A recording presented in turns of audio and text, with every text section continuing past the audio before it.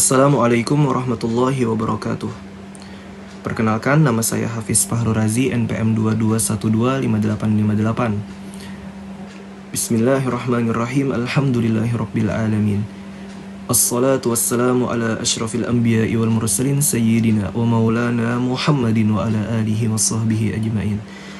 Rabbi syrah li sadri wa yassir li amri wahlul 'uqdatam min lisani. Rabbi zidni ilma warzuqni fahma bi rahmatika ya arhamar rahimin. Amin amin ya rabbal alamin. Alhamdulillah, kembali kita bertemu pada pembelajaran pada hari ini, yaitu tentang materi Ayo Bertaubat. Nah, sebelumnya kita perlu tahu hakikat pengertian taubat, hakikat taubat, syarat taubat, keutamaan taubat, kedudukan taubat, yang akan saya jelaskan pada hari ini. Nah, jadi sebelumnya juga kalian perlu tahu bahwasanya taubat ini adalah suatu perbuatan yang sangat mulia di sisi Allah, dan Allah mencintai orang-orang yang bertaubat. Nah, kita masuk ke materi pertama, yaitu pengertian taubat. Pengertian taubat, secara bahasa, taubat berasal dari bahasa Arab tawwaba, yang bermakna kembali. Dia bertaubat artinya dia kembali dari dosanya, berpaling dan menarik diri dari perbuatan dosa. Itu secara bahasa. Jadi menarik diri dan kembali kepada Allah. Menarik diri dari berbagai macam dosa, artinya dia tidak ingin lagi mengulangi segala perbuatan dosa dan kesalahannya tersebut, dan berjanji untuk tidak kembali dan terjerumus pada perbuatan dosa tersebut. Itu secara bahasa. Adapun secara syar'i, taubat adalah meninggalkan dosa karena takut pada Allah, menganggapnya buruk, menyesali perbuatan maksiatnya, bertekad kuat untuk tidak mengulanginya, dan memperbaiki apa yang mungkin bisa diperbaiki kembali dari amalnya. Nah, jadi secara syar'i taubat adalah meninggalkan dosa karena takut pada Allah. Seorang hamba yang bertaubat hendaknya memiliki rasa takut kepada Allah.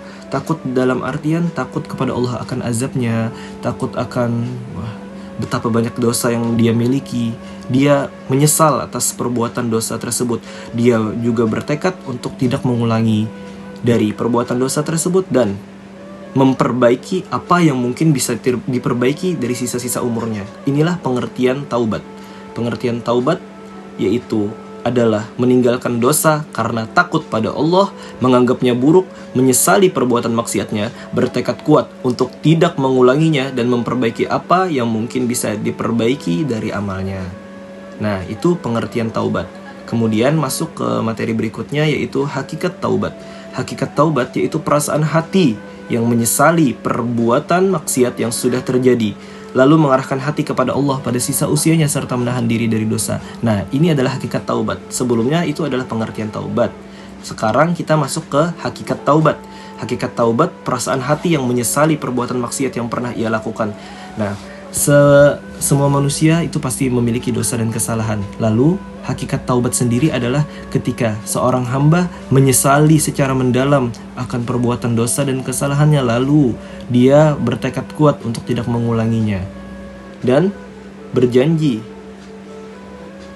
untuk memperbaiki segala apa yang bisa diperbaiki dari sisa-sisa umurnya. Inilah hakikat taubat.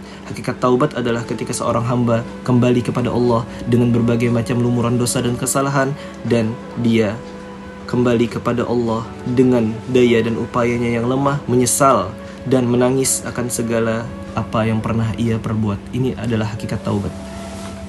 Kemudian kita masuk ke materi berikutnya, itu syarat-syarat taubat. Nah, di sini taubat wajib dilakukan dengan segera, tidak boleh ditunda. Imam Ibnul Qayyim radhiyallahu ta'ala anhu warudhah, beliau mengatakan, sesungguhnya segera bertaubat kepada Allah dari perbuatan dosa hukumnya adalah wajib dilakukan dengan segera dan tidak boleh ditunda. Jadi syarat taubat yang menurut Ibnul Qayyim radhiyallahu an, beliau mengatakan taubat itu wajib dilakukan dengan segera dan tidak boleh ditunda. Ketika seorang hamba melakukan sekecil apapun dosa dan kesalahan, wajib dia kembali bertaubat kepada Allah atas dosanya, meminta ampun kepada Allah, dan tidak boleh ditunda-tunda taubat tersebut. Itu menurut Imam Ibnul Qayyim radhiyallahu anhu warḍah. Kemudian, adapun syarat-syarat taubat secara terperinci sebagai berikut. 1. Islam. Jadi orang Islam. Karena jelas orang kafir itu kan tidak diampuni dosanya sebelum masuk Islam. Yang kedua, menyesali dosanya. Yang ketiga, menyadari kesalahan. Yang keempat, ikhlas melakukannya, bukan untuk tujuan ria atau kepentingan dunia.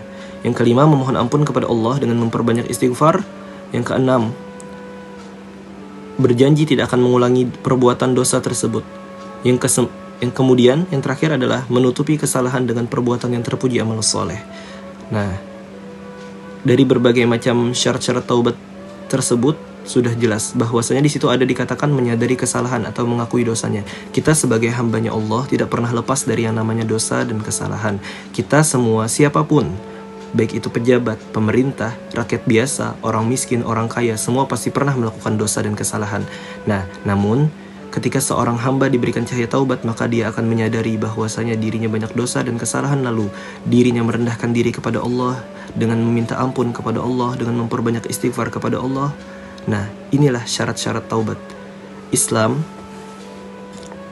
kemudian menyesali dosa, yang kemudian menyadari kesalahan. Yang keempat, ikhlas melakukan taubat tersebut bukan karena tujuan dunia. Yang kelima, memohon ampun kepada Allah dan lain-lain. Itu adalah syarat-syarat taubat. Bisa dilihat di bagian PPT, di situ dijelaskan secara terperinci.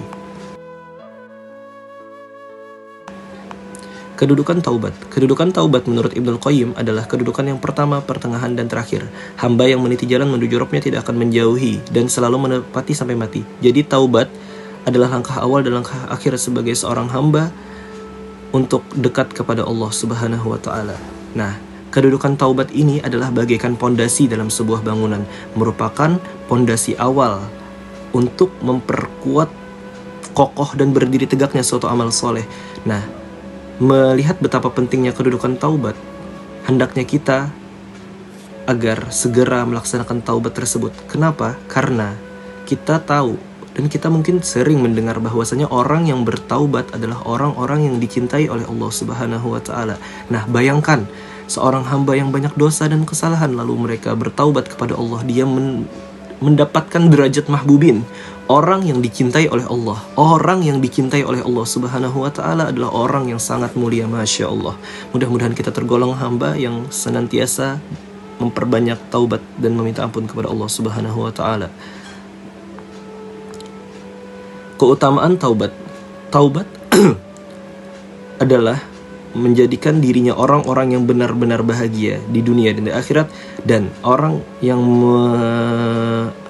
senantiasa bertaubat adalah orang yang anggapannya adalah orang yang mahbubin indallah, orang-orang yang dicintai oleh Allah Subhanahu wa taala. Nah, Masya Allah, melihat dari berbagai macam keutamaan-keutamaan taubat tersebut, menjadi orang yang dekat di sisi Allah, menjadi orang yang dicintai Allah, itu adalah suatu keutamaan yang luar biasa yang seharusnya tidak pernah kita tinggalkan di dalam kehidupan. Kemudian beberapa keutamaan taubat adalah salah satunya sebagai berikut. Taubat adalah sebab untuk meraih kecintaan Allah. Taubat merupakan sebab masuk surga. Taubat merupakan jalan untuk orang selamat dari api neraka. Taubat adalah sebab mendapatkan ampunan dan rahmatnya Allah. Masya Allah, banyak sekali keutamaan-keutamaan taubat. Hendaknya kita tidak pernah meninggalkan dari memperbanyak istighfar dan membaca istighfar senantiasa. Itu adalah hal yang wajib kita lakukan sebagai seorang hamba yang penuh dosa dan kesalahan. Kita memang manusia yang tak pernah luput dari dosa dan kesalahan, namun Allah mengatakan, aku mencintai orang-orang yang bertaubat dan kembali kepadaku. Mudah-mudahan kita tergolong orang-orang yang senantiasa memperbanyak taubat dan meminta ampun kepada Allah Subhanahu wa taala. Semoga Allah meridhai kita, memaafkan segala dosa dan kesalahan yang pernah kita lakukan, dan membimbing kita untuk selalu dan senantiasa berada di jalan kecintaan kepada Allah, di jalan ridhonya Allah, di jalan ketaatan dan memperbanyak amal soleh tersebut, insya Allah. Amin, amin ya rabbal alamin. Wabillahi taufiq wal hidayah wal ridha wal inayah. Wassalamualaikum warahmatullahi wabarakatuh.